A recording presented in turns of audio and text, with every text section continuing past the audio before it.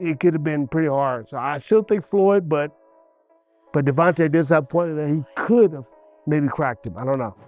Tell him to get on live right now. And he owe people in Saudi Arabia money too. Bro, out here scamming people. Tell him to get on live right now. Keyword fancy, F-A-N-C-Y. Gervonta Davis has fired back at Floyd Mayweather for trying to cancel his upcoming bout with Frank Martin. Meanwhile, Turki Al-Sheikh is prepared to step in and facilitate the potential clash between Tank and the undefeated junior featherweight champion Naoya Inoue, provided the fighters can come to terms with specific conditions. Speaking with the MMA Hour, Al-Sheikh said, "Gervonta Davis, if he gets smart, versus Naoya Inoue. These are dream fights I like. If Inoue and Davis reach the right weight and give us the right proposal, we can deliver it." He expressed confidence in both his skills and Riyadh Season's capacity to present a match between Davis and Inoue. However, a significant issue is the notable weight difference between Davis and Inoue. If Inoue is reluctant to move up from 122 pounds to the 135-pound lightweight division, a catchweight agreement will probably be necessary. Al-Sheikh said, "But there are important things. Inoue is a great fighter. Don't keep him fighting only inside Japan. Let the world see it." Moreover, the chairman of the Saudi General Entertainment Authority stipulated one condition for Inoue's participation in the negotiations. Inoue must depart from Japan and compete on the international boxing stage. Contrary to earlier misconceptions in the West, Inoue has emerged as a significant financial force in the sport.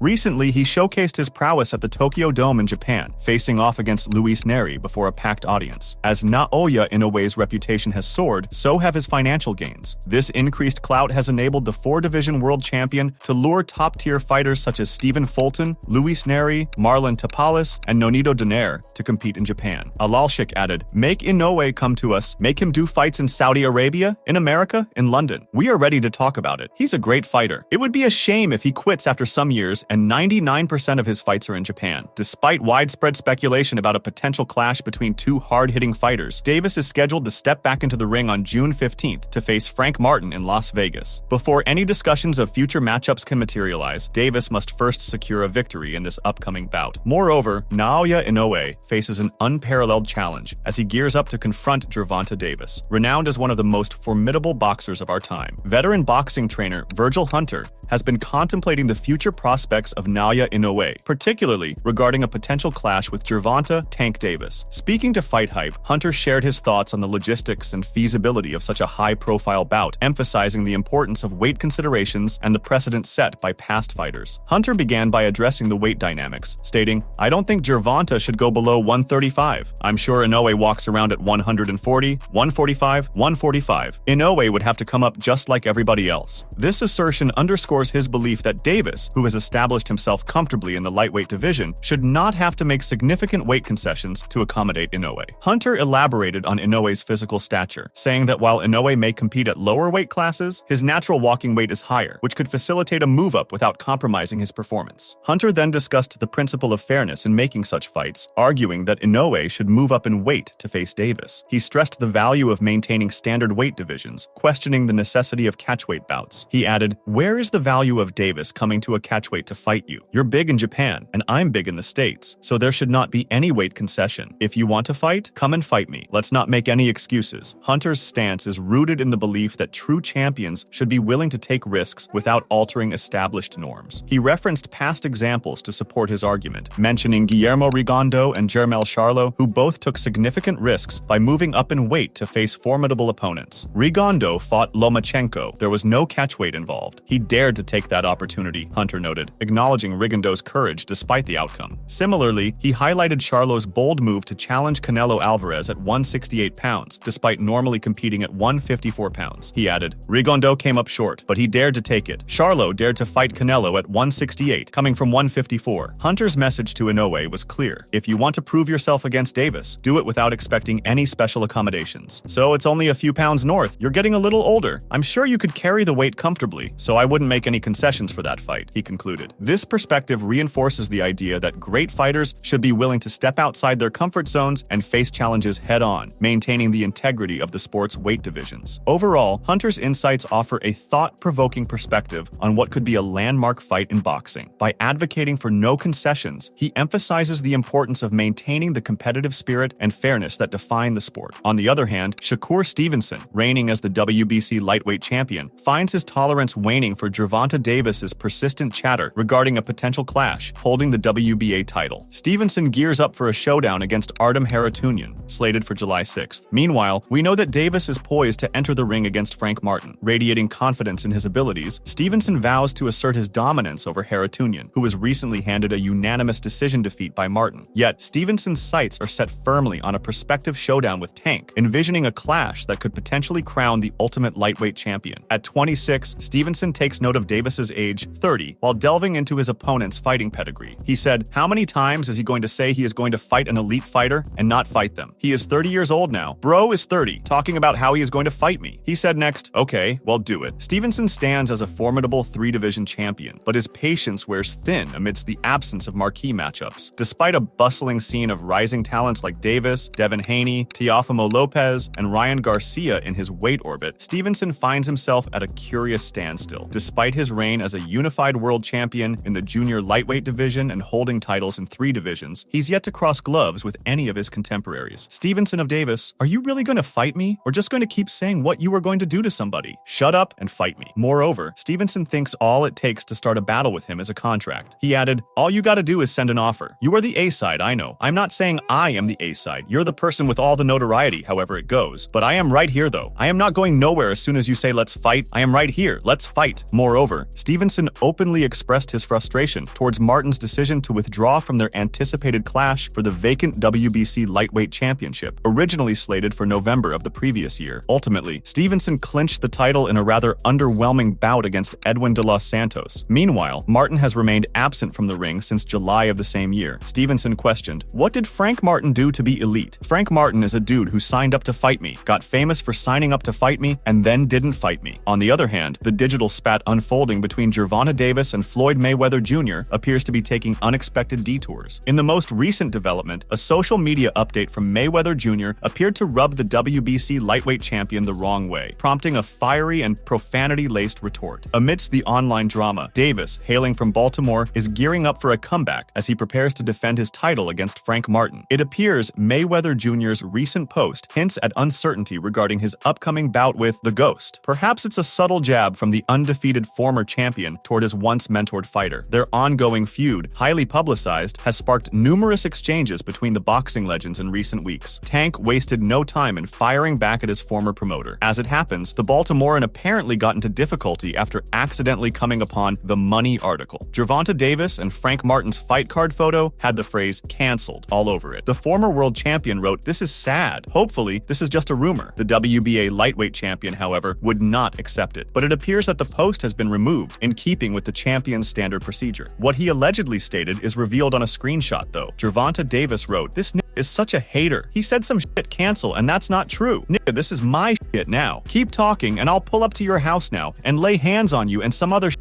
Separately through his X account, the world champion, laughing out loud, said, "You see how much Floyd is a hater." Since 2015, Gervonta Davis proudly showcased his skills under the Mayweather Promotions banner until his memorable takedown of Rolando Romero. Yet, the reigning lightweight champion and the esteemed 5-division title holder eventually chose diverging paths. Their parting, though, appeared to transpire with mutual respect intact. Surprisingly, the Mayweather camp stood steadfast by Davis during his clash with Ryan Garcia the previous year. However, the situation took a turn for the worse soon after. Allegedly, the 29-year-old from Baltimore grew discontented as his opportunities to access the Mayweather gym in Las Vegas dwindled. Nonetheless, it wasn't until this year that the relationship between them soured significantly. Troubled by Mayweather Jr.'s remarks about modern boxers, Gervonta Davis vented his frustration on social media. He shed light on the alleged financial troubles the former champion was experiencing and revealed the rationale behind his extended stay in Dubai. In an Instagram story, he said, "Niggas say all this bullshit, but he is in Dubai and can't leave because he has been taking his money and not doing what they paid him to do. Niggas a fucking hater." In response, Money shared videos that featured Tank dancing, adding, "We always knew he had sugar in his tank." The drama also saw an unexpected appearance by 50 Cent. It turns out the iconic rapper and the boxing champ have a history of friendship. Mayweather Jr.'s reaction is highly anticipated by fans. Intriguingly, in an interview, Tank Davis hinted at a hit list of opponents, including the undefeated former champion and boxing icon. Since his last exhibition fight 11 months ago, pound-for-pound icon Floyd Mayweather is set to announce his opponent for his first match of 2024. In a recent exhibition bout last June, Mayweather faced off against John Gotti III. While the action inside the ring was intense, the chaos outside the ropes stole the spotlight. The referee ended the match in the 6th round, sparking frustration among the fighters' teams. Tempers flared, and soon team members converged into the ring, escalating the tension. This spectacle devolved into a chaotic melee, serving as a disgrace to the sport. However, it wasn't entirely surprising, considering Mayweather's track record of treating his exhibitions as little more than glorified sparring sessions. At 47 years old, he often mocked his opponents and the paying viewers, setting the stage for the inevitable debacle. ESPN's Salvador Rodriguez hinted that Mayweather's upcoming bout might outshine all his previous exhibitions. As he prepared to step into the ring against Victor Ortiz, nearly 4 years after their contentious initial showdown, anticipation mounted for what could be Mayweather's most captivating clash yet. Rodriguez tweeted earlier this week, "Mayweather is in Mexico. They tell me that Floyd Money Mayweather will announce an exhibition fight against Victor Vicious's Ortiz on August 24th at the Plaza de Toros, Mexico. On Wednesday, they give more details. Mayweather KO Ortiz in 2011 by catching him with his guard down after a headbutt." In another tweet, Rodriguez mentioned that they were also considering the Mexico City Arena and even the Zocalo for the event, with a possibility that Alan Picasso might join in. He noted that the final decision would be made the next day, but suggested that Mayweather might hold a public training session at the Zocalo CDMX. Rodriguez added, "They are also checking the Mexico City Arena and even the Zocalo for the event. It is likely that Alan Picasso will join in." He further added, "It will be defined tomorrow, but Mayweather could offer a public training on Thursday at the Zocalo CDMX." Now moving back in time, in September 2011, Ortiz was challenged by Mayweather for the WBC welterweight title. However, Ortiz lost points for headbutting Mayweather in both the 1st and 4th rounds. During the 4th round, just as the referee intervened for the 2nd time, Ortiz extended his glove in a gesture of apology. Instead of reciprocating, Mayweather unleashed a brutal 2-punch combination that sent Ortiz crashing to the canvas, leaving him unable to rise before the referee's count ended. An unrepentant Mayweather told Ortiz to protect himself at all times during the post-fight interview. He acknowledged being open to a rematch and even got into a memorable argument with Larry Merchant. However, the rematch never happened, as Ortiz lost his next 2 fights to Josecito Lopez and Luis Colazzo and was never able to compete for a world title again. In 2022, Ortiz retired from the ring after securing a unanimous decision victory against Todd Manuel. Despite Mayweather having retired half a decade earlier, the prospect of a rematch intrigued Ortiz. It represented an opportunity to settle scores and reclaim a sense of justice. Mayweather's previous victory had robbed Ortiz of his world title and prematurely halted his career's ascent to the pinnacle of the sport. However, doubts still linger over this potential matchup. Today, Rodriguez unveiled a surprising revelation, casting uncertainty over the eagerly awaited showdown between the long-standing adversaries. This sparked a flurry of reactions from fans and followers, predominantly Spanish speakers, who quickly shared their perspectives. Discontentment seemed to dominate the discourse, painting a familiar picture of frustration and anticipation. Salvador Rodriguez said, "Mayweather exhibition in Mexico. He did not come to the conference and deleted the poster from his Instagram. Victor Ortiz went, but they did not introduce him, which asks a lot. They did not reveal a rival, and the CDMX government canceled training this Thursday." It appears from today's tweet that Mayweather Jr. was unable to attend the conference. He also deleted the advertisement on Instagram. While Victor Ortiz was present at the conference, very few people gave him a brief introduction. Rodriguez further added, "Remember that Floyd will not go to the Zocalo today. There is also a contingency." Meanwhile, Gervonta Davis retaliated by citing a scoop from World Boxing News, revealing Mayweather's absence from a crucial Mexico press conference. Despite agreeing to a hefty $1 million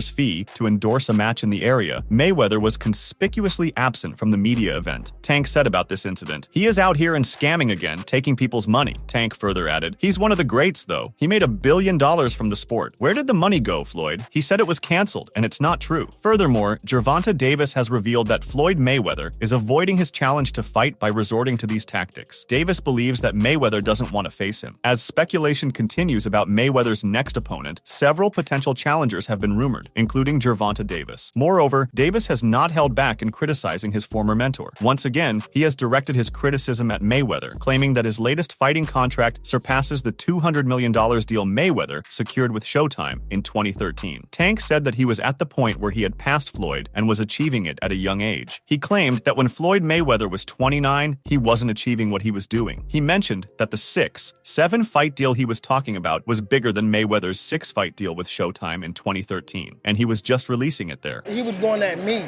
He was going at me. And I knew for sure he was going at me. That's why I went at him. There's no reason for me to go at Floyd. Yeah. That's what I'm at that point where I passed him. And I'm doing it at a young age. Like when Floyd was 29, you'll see, bro. Yeah. That deal that I'm talking about. Yeah. Oh, that's a part of the deal. He don't know about that yet. But that's bigger than his deal. Damn.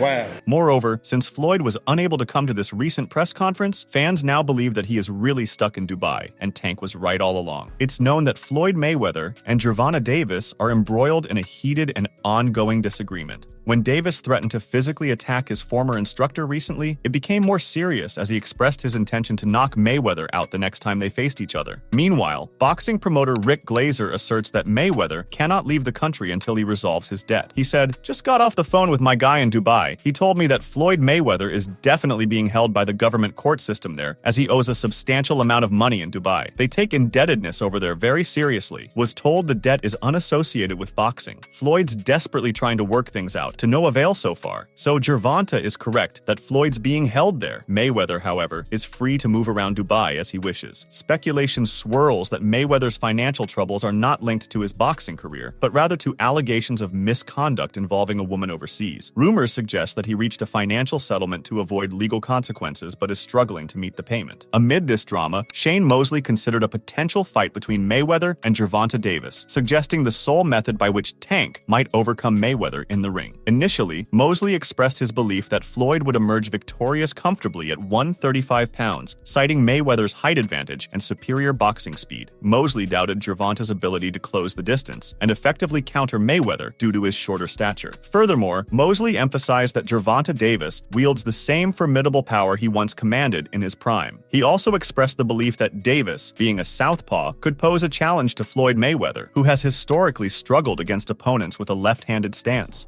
Floyd Mayweather, I think wins pretty easily at 135. He's a little taller, he's faster, he's a boxer, and I don't think Gervonta will be able to get close to him because he won't be the counterpunch Floyd because he's too short. I mean, at the same time, I rock Floyd pretty good. So Gervonta seems like he has power he seems like he has the same type of power I possessed when I was younger. So he could crack there's another thing. Floyd didn't like to fight southpaw back then.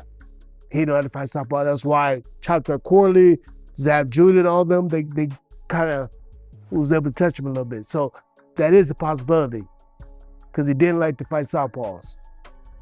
But I still kind of think that Floyd would have got him, but there's a question mark there because Gervonta Davis does punch hard, and he could crack him. Mosley explained that Floyd had a tendency to struggle against southpaws during that period. He pointed to instances where DeMarcus Corley and Zab Judah were able to land punches on Mayweather to support his point. Mosley suggested that this could potentially create an opportunity for Gervonta to succeed against Mayweather. Moreover, Mosley responded to a question about which version of Mayweather would have performed better against Davis before concluding. Prior to adopting the moniker Money, Floyd Mayweather was known as Pretty Boy. These distinct nicknames symbolize contrasting chapters in Mayweather's journey, marking shifts in his fighting style over time. I've been saying that because if you notice, the 2 times that he got kind of buzzed, Floyd did, was fighting 2 southpaws, Chop Corley and Zab Judah.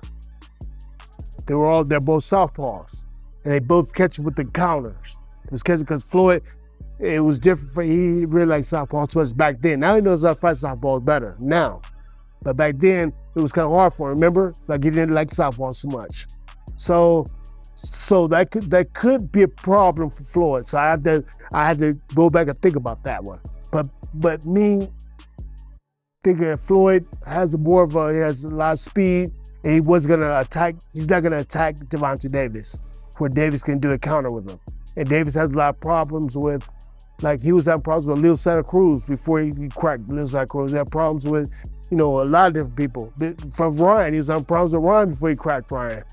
You know, so I mean, yeah, it could have been pretty hard. So I still think Floyd, but Gervonta does have pointed that he could have maybe cracked him. I don't know. In his youth, Mayweather, known as Pretty Boy, showcased ferocious aggression, often engaging in relentless toe-to-toe battles. However, as athletes age, there is a natural decline in physical capabilities. Therefore, during the Money era, Mayweather heavily prioritized defense, demonstrating his intelligence as an athlete. Mosley suggested that Mayweather could overcome Gervonta Davis, the superstar, in both forms. With a smile, Mosley concluded that Money Mayweather would have defeated him. He believed that both versions of Mayweather, Pretty Boy and Money, possessed the ability to emerge victorious. Mosley noted Pretty Boy's more aggressive style and expressed confidence that both styles would secure a win against Gervonta. Money Mayweather, who you got? Well, that's why I said Money Mayweather would have beat him. Pretty Boy, I think both Mayweathers beat him, but I think that he had a better chance with Pretty Boy because Pretty Boy was more aggressive. And Money Mayweather was aggressive, so he needs somebody to be aggressive with him to fight him, so he can create the knockout, I think. So you pretty much got both versions of Mayweather winning. Yeah, I mean his style, both versions of his style winning. Yeah, the style. Make sure to check out some of our other videos on the screen if you enjoyed this one.